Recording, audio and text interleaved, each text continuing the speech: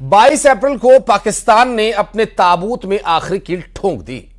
भारत ने अपने 27 शहीदों का बदला लेना शुरू कर दिया। आसमान से ऑपरेशन आक्रमण शुरू हो चुका है। अरब सागर से युद्धपोतों ने मोर्चा खोल दिया है और एलओसी की तरफ से हिंदुस्तान की सेना पूरी तरह से मोर्चा संभाले हुए है। इधर पाकिस्तान में आपातकाल जैसे हालात का बनना यह है कि पाकिस्तान का पूरी दुनिया में अब कोई भी साथ देने को तैयार नहीं है।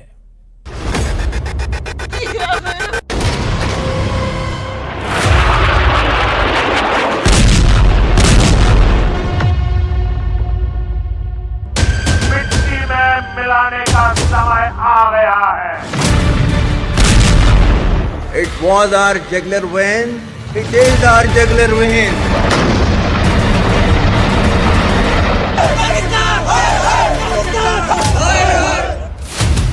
पाकिस्तान में आपातकाल, ऑपरेशन आक्रमण शुरू। 22 अप्रैल को पहलगाम में हुआ हमला पूरे हिंदुस्तान को झकझोर गया है।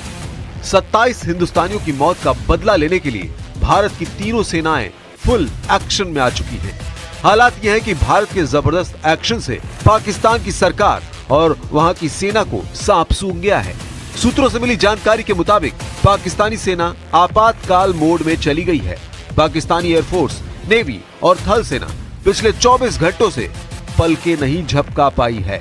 इस बार भारत की तरफ से जो बदला लेने का प्लान बनाया गया है वो हैरान करने वाला है।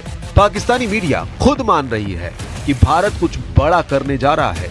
हालात यह है कि पीओके से आतंकियों के आका पाकिस्तान के मिलिट्री एयरक्राफ्ट में बैठकर भाग रहे हैं, जबकि पाकिस्तानी फौज की 10 कोर और 31वीं कोर तेजी से बॉर्डर पर अपनी सेना बढ़ा रही है।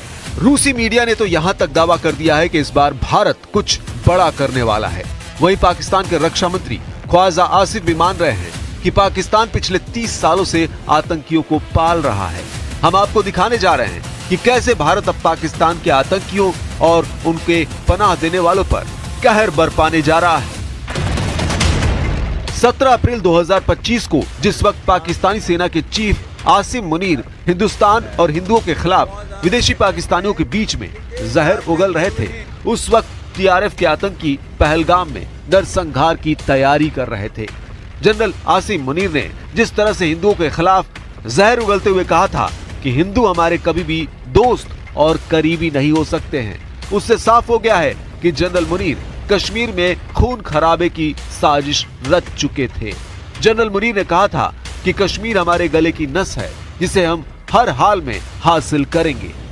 Our stance on Kashmir is absolutely clear. It was our jugular vein. It is our jugular vein. We will not forget it, and we will not leave our Kashmiri brethren in their heroic struggle, what they are waging against the Indian occupation. General Asim Munir को करारा जवाब देने का वक्त आ चुका है। उरी, पुलवामा और पहलगाम जैसे हमलों के बाद भारतीय सेना ने स्पष्ट कर दिया है कि वो आतंक के ठिकानों को सीमा पार जाकर भी निशाना बना सकती है।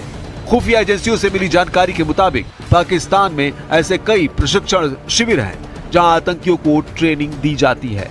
पहलगाम हमले के बाद इंडियन आर्मी इन कैंपों पर सर्जिकल स्ट्राइक जैसी कार्रवाई कर सकती है। ऐसे हालातों में भारत के पास पहलगाम हमले का जवाब देने के लिए 4 विकल्प हैं। पहला है सर्जिकल स्ट्राइक, जिसमें लॉन्च पैड कमांडो एक्शन हो सकता है। दूसरा है एयर स्ट्राइक, इसमें राफेल Su-30 MKI क्रूज मिसाइलों से अटैक किया जा सकता है। तीसरा है आर्म्ड ड्रोन अटैक, इस हमले में हेरोन टीपी, आर्चर एनजी या कामिकेज ड्रोन का इस्तेमाल किया जा सकता है।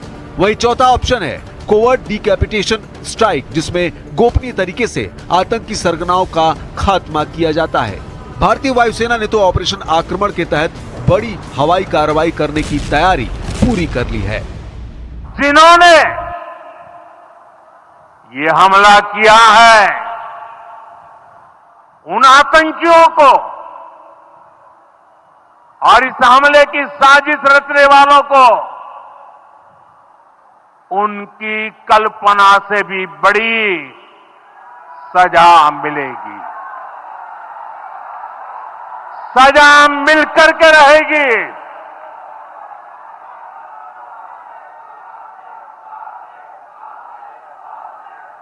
अब आतंकियों की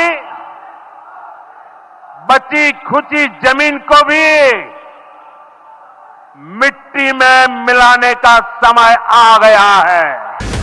भारत पाकिस्तान के बीच सीमा पर तनाव बढ़ता नजर आ रहा है। पाकिस्तान की सेना ने लाइन ऑफ कंट्रोल पर अपनी तरफ जवानों की संख्या और तादाद बढ़ा दी है। पाकिस्तान ने अपने जवानों को बंकर के अंदर रहकर ही निगरानी करने का आदेश दिया है। पाकिस्तान को एलओसी के साथ साथ इंटरनेशनल बॉर्डर पर भी डर सता रहा है। पाकिस्तानी आर्मी चीफ की 10 कोर का हेडक्वार्टर रावलपिंडी में है। उसे भी पाकिस्तानी आर्मी चीफ ने अलर्ट रहने के लिए कहा है। इंटरनेशनल बॉर्डर के ठीक सामने सियालकोट की डिवीजन को भी अलर्ट रहने के लिए कहा गया है, जिसका हेडक्वार्टर गुजरावाला में है। वहीं पाकिस्तान ने राजस्थान के सामने अंतर्राष्ट्रीय सीमा पर अपने जवानों की तैनाती बढ़ा दी है।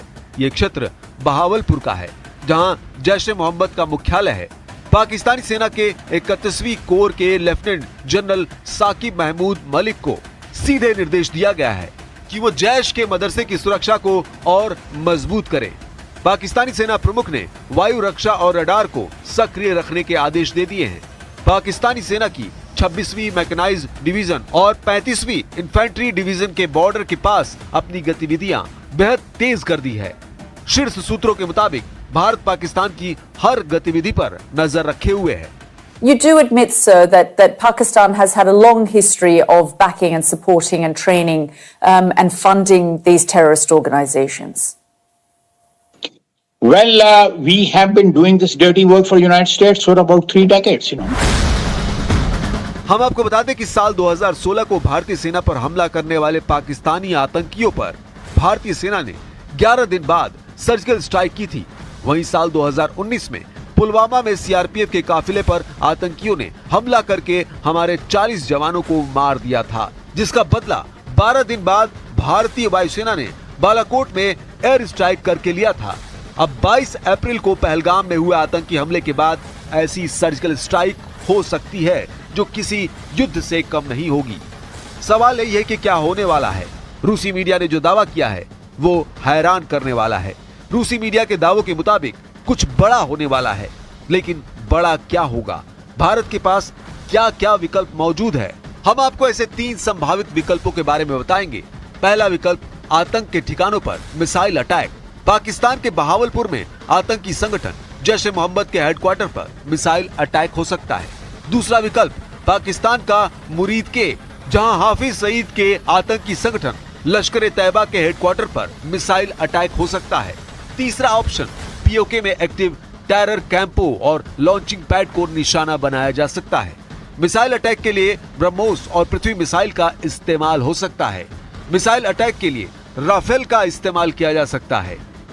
उधर दूसरी तरफ पाकिस्तान की सरकार, जनरल और मंत्री बुरी तरह से बौखला गए हैं। पाकिस्तान के कब्जे वाले कश्मीर यानी पीओके के प्रधानमंत्री चौधरी अनवारुल हक के पहलगाम आतंकी हमले को लेकर धमकी भरे शब्दों में कहा, मैं साफ साफ कहना चाहता हूं कि अगर खून बहाना पड़े तो भी हम पीछे नहीं हटेंगे। अगर तुम बलूचिस्तान में पाकिस्तानियों का खून बहाओगे तो इसकी कीमत तुम्हें दिल्ली से लेकर कश्मीर तक चुकानी पड़ेगी। इसके हवाले से भी 2 टोक अंदाज में कहना चाहता हूं, चाहे इसकी कीमत खून से देनी पड़े। तुम बलूचिस्तान में पाकिस्तानियों के खून से होली खेलोगे, इसकी कीमत तुम्हें दिल्ली से लेकर मकबूजा कश्मीर के अंदर तक अदा करनी पड़ेगी। और जो हिस्सा इसमें कश्मीरी मुजाहिदीन का है, इंशाअल्लाह ताला वो पहले भी अदा करते रहे और आप पूरी कुव्वत और पूरी जुर्रत से अदा करेंगे। तुमसे जो होता है कर लो। इधर भारतीय वायुसेना के जबरदस्त एक्शन से पाकिस्तान में खलबली मच गई है। सूत्रों के मुताबिक सेंट्रल सेक्टर में भारतीय वायुसेना ने युद्धाभ्यास शुरू कर दिया है। भारतीय वायुसेना ने सेंट्रल सेक्टर में आक्रमण के नाम से युद्धाभ्यास शुरू कर दिया है। ये युद्धाभ्यास बड़े पैमाने पर आयोजित किया जा रहा है। इसमें भारतीय वायुसेना के मुख्य फाइटर जेट बेड़े, खास तौर पर राफेल और सुखोई 30 MKI शामिल है। भारतीय वायुसेना के पास 2 राफेल स्क्वाड्रन हैं, जो पंजाब के अंबाला और पश्चिम बंगाल के हाशिमारा में तैनात है। इन अत्याधुनिक जेट्स की मदद से पायलट ग्राउंड अटैक और इलेक्ट्रॉनिक वॉरफेयर जैसे जटिल अभियानों का अभ्यास कर रहे हैं। डिफेंस सूत्रों के मुताबिक वायुसेना ने पूर्वी सेक्टर से भी कई संसाधनों को सेंट्रल सेक्टर में शिफ्ट किया है, ताकि मैदान से लेकर पहाड़ों तक रियल टाइम जंग का अभ्यास किया जा सके। इस बीच भारत ने 20 देशों के राजनयिकों को विदेश मंत्रालय बुलाकर पाकिस्तान के आतंक की जानकारी दी है और भारतीय थल सेना प्रमुख उपेंद्र द्विवेदी श्रीनगर पहुंच चुके हैं। इस वक्त एलओसी पर तेजी से सैन्य गतिविधियां बढ़ रही हैं। इंटरनेशनल मीडिया के कई चैनल और अखबारों का दावा है कि भारत पहलगाम का बदला लेने के लिए बहुत बड़ी और लंबे युद्ध की तैयारी में जुट गया है। प्रधानमंत्री नरेंद्र मोदी 23 अप्रैल को ही सीसीएस की बैठक में साफ कह चुके हैं कि इस बार आतंकियों और उनके आकाओं को मिट्टी में मिला दिया जाएगा। अब देखना होगा भारतीय सेना आने वाले 24 से 48 घंटे में क्या पीओके में मौजूद आतंकियों के अड्डों पर बड़ा हमला करती है या फिर एक बार में ही पाकिस्तान के ऊपर बड़ा हमला होगा।